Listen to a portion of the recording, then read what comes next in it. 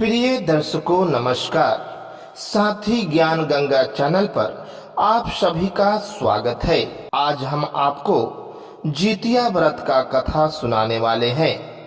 जितिया व्रत माताएं अपने पुत्रों की लंबी आयु के लिए निर्जल रहकर करती हैं। यह बहुत ही पावन पर्व है।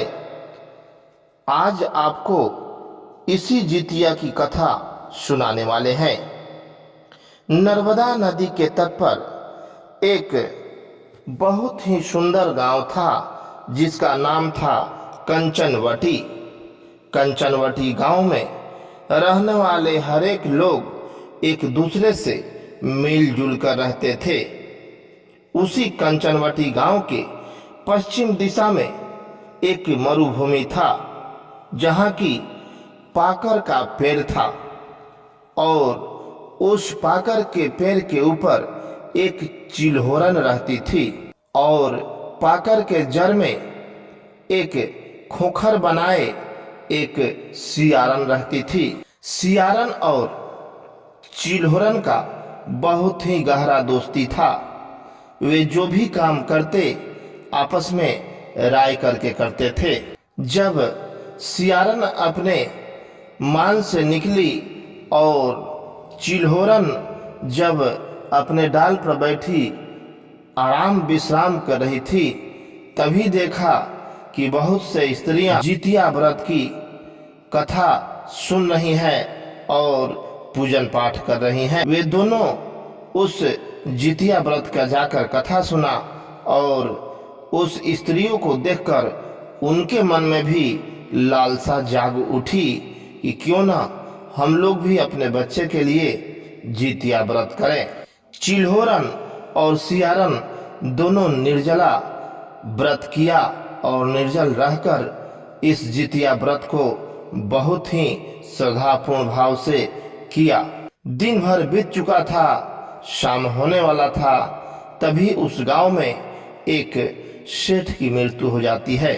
कंचवटी गांव में जब सेठ की मृत्यु होती है तो वहां के गांववासी उस सेठ को दाह संस्कार करने के लिए उसी पाकर के पेड़ से थोड़ी दूर हटकर एक चिता बनाते हैं और वहां उस सेठ का दाह संस्कार करते हैं। अभी अधजल लाश जला हुआ था, तभी गांव वालों ने जलते हुए लाश को छोड़कर चले गए। इधर सियारन भूख से तड़प रही थी और बहुत ही कुछ खाने के लिए बेचैन थी। उसने सोचा कि जैसे लग रहा है अब प्राण नहीं बचेंगे, इसलिए उसने जाकर उस सेठ की थोड़ी सी मांस खा ली और फिर वहां से अपने मान में आकर छुप गई। समय बीतता गया और सुबह हो गया। सुबह होने पर चिल्होरन बहुत ही श्रद्धापूर्ण भाव से भगवान जितिया महाराज को याद किया, प्रार्थना किया और पूजन करके फिर चिल्होरन ने पारण किया। समय बीतता गया। सियारन और चिल्होरन बूढ़े हो चुके थे और एक दिन उनकी मृत्यु हो जाती है। मृत्यु के पश्चात वे जब पुनर्जन्म लेते हैं तो एक ही घर में दोनों जन्म लेते हैं। एक किसान के घर में जन्म हुआ और दोनों बड़ी छोटी बहन के रूप में उस किसान के घर में जन्म ली। बड़ी बहन का नाम शीलावती था जो कि चिल्होरन थी और छोटी बहन कपूरावती थी। शीलावती का शादी किसान ने एक किसान के ही घर कर दिया और कपूरावती की शादी बड़ी धनी मनी घर में हुआ। कपूरावती धीरे धीरे उनके पति के पास इतना धन हो गया कि वे उस गांव का राजा बन गए। शीलावती के 7 पुत्र हुए। 7 पुत्र होने के पश्चात कपूरावती को एक भी पुत्र नहीं हुए और अगर होते भी थे तो वे जन्म लेते ही मर जाते थे। कपूरावती सोचती, मैं कौन सा कर्म की हूँ, मैं ऐसा क्या की हूँ जिसके चलते हमारे सभी पुत्र मर जाते हैं और एक भी वंश मेरे गोद में नहीं है। वहीं बड़ी बहन शीलावती जिसका शादी एक किसान घराने में हुआ था, उसी कपूरावती के गांव में, जहां की एक किसान घराने में शिलावती का शादी हुआ था। शिलावती के जो भी पुत्र होते सभी जीवित थे और वैसे करके शिलावती का 7 पुत्र हो चुके थे। धीरे धीरे समय बीतता गया और शिलावती ने अपने सभी पुत्रों को पाल पोस कर बड़ा कर दिया। जब पुत्र बड़े हो गए तो काम के चक्कर में कपूरावती के यहाँ पहुँचे और वहाँ कपूरावती के यहाँ वे कामकाज करने लगे। एक बार कपूरावती को देखकर ईर्ष्या आया कि अरे, शिलावती का ये 7 पुत्र जो है ये जीवित हैं और हमारे सारे पुत्र मर गए। इस ईर्ष्या भावना से उसने अपने पति से कहकर 7 पुत्रों का सर कटवा दिया और फिर उसको एक थाल में सजाकर शिलावती के यहाँ भेजवा दिया। दोस्तों, यह जीत महाराज सब क्रिया देख रहे थे और उन्होंने बहुत ही क्रोध में कपूरावती को देखा और फिर उन्होंने उस सभी शवों में मिट्टी का मूड़ी बनाया और मिट्टी का मूड़ी बनाकर वे 7 लाशों में सटा दिया। जीत महाराज जैसे ही 7 लाशों में सभी मूड़ी को सटाए और उनमें अमृत छिड़क दिया। अमृत छिड़कने के पश्चात शिलावती के 7 पुत्र जीवित हो गए और वे अपने घर को चले गए।